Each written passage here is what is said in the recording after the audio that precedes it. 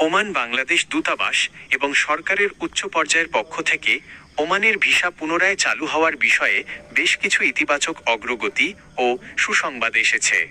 2023 সাল থেকে সাধারণ কর্মীদের জন্য যে নিষেধাজ্ঞা ছিল তা তুলে নেওয়ার ব্যাপারে ওমান সরকারের সাথে বাংলাদেশের সফল আলোচনা হয়েছে।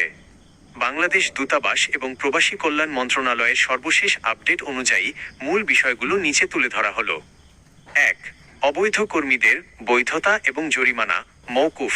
সবচেয়ে বড় সুখবর হলো ওমান সরকার সেখানে থাকা অনিয়মিত বা আউটপাসধারী বাংলাদেশি কর্মীদের কোনো জরিমানা ছাড়াই বৈধ হওয়ার সুযোগ রেগুলারাইজেশন দিয়েছে। ওমান প্রশাসন জানিয়েছে এই অভ্যন্তরীণ প্রক্রিয়াটি গুছিয়ে নেওয়ার জন্যই মূলত নতুন ভিসা সাময়িক বন্ধ রাখা হয়েছিল। 2. দক্ষ পেশাজীবীদের অগ্রাধিকার।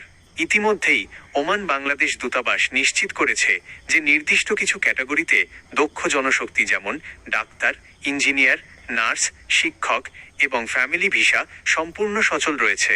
3. সাধারণ কর্মী আনস্কিল্ড, সেমি স্কিল্ড ভিসা চালুর আশ্বাস। প্রবাসী কল্যাণ ও বৈদেশিক কর্মসংস্থান মন্ত্রণালয়ের উপদেষ্টা ওমানের শ্রমমন্ত্রীর সাথে দ্বিপাক্ষিক বৈঠক করেছেন। ওমান সরকার আশ্বস্ত করেছে যে অভ্যন্তরীণ ডাটাবেজ এবং প্রবাসী শ্রমিকদের নিয়মকানুন পুনর্বিন্যাস করার পরপরই খুব দ্রুত বাংলাদেশিদের জন্য নতুন ওয়ার্ক পারমিট বা কাজের ভিসা পুরোদমে খুলে দেওয়া হবে। সাধারণ প্রবাসীদের জন্য জরুরি পরামর্শ ও সতর্কতা। গুজবে কান দেবেন না। ইউটিউব বা সোশ্যাল মিডিয়ায় অনেকে 5 লক্ষ কর্মী নেবে বা আজকেই ভিসা খুলে গেল বলে ভুয়া খবর ছড়াচ্ছে। দূতাবাস স্পষ্ট করেছে যে প্রক্রিয়াটি প্রক্রিয়াধীন। টাকা লেনদেনে সাবধান।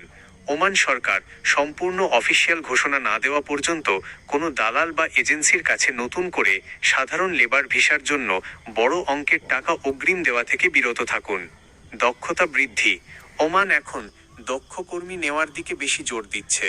তাই ওমান যাওয়ার পরিকল্পনা থাকলে যে কোনো একটি কাজের যেমন ড্রাইভিং, ইলেকট্রিশিয়ান, প্লাম্বিং বা আইটি ওপর সার্টিফিকেট বা দক্ষতা অর্জন করে রাখা বুদ্ধিমানের কাজ হবে।